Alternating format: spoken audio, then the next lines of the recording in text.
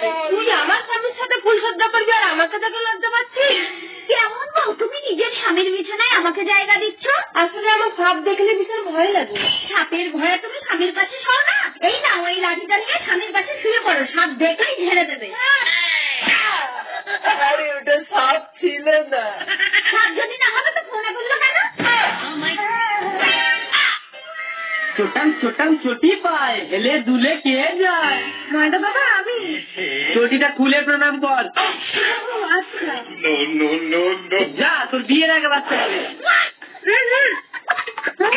আমার জুতো, আমার জুতো। এই 10 টাকা 10 টাকা যেটা নেবেন 10 টাকা, নিচে লাগানো পার্কে লাগানোর সুযোগ করে দেন। এই 10 টাকা 10 টাকা 10 টাকা। এত কম দাম? Second hand madam. হ্যাঁ বলুন, আপনি কত সাইজের মাল ঢোকান?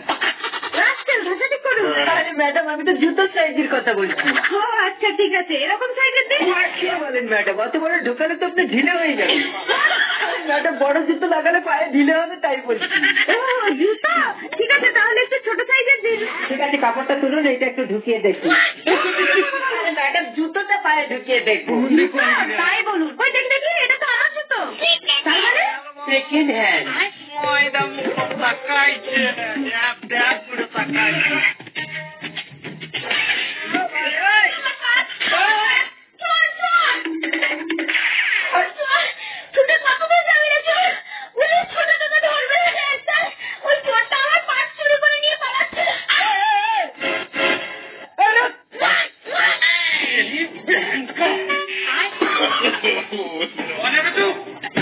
দাদা, একটা জুতো দিন তো। হ্যাঁ বৌদি, বলুন কত সাইজের মাল ঢোকান আপনি?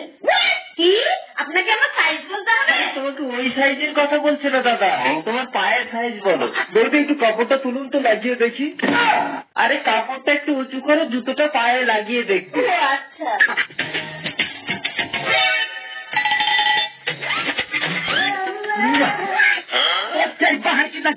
হ্যালো ম্যাডাম, একটু দেখবেন, আমি mister রাইবুড়ো।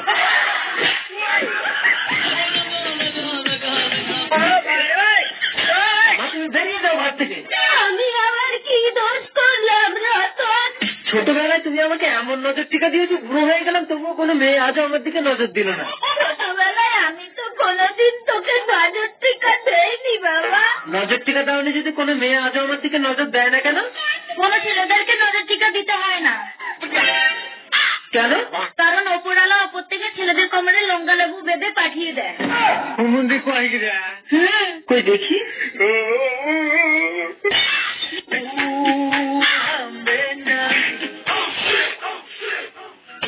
O hello madam, I love you. না মানে বলছিলাম কি আমি সিঙ্গেল। ও আচ্ছা, আই লাভ ইউ টু।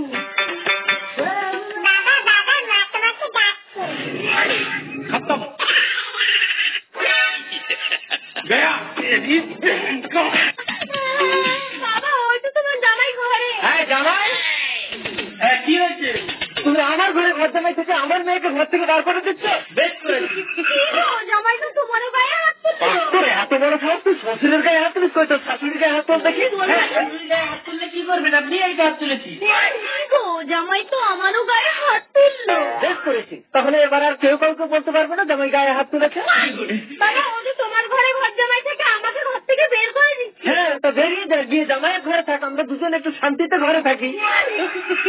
এই, তোমাকে ঘর জামাই থাকতে হবে না, চলো। ভালো থাকি।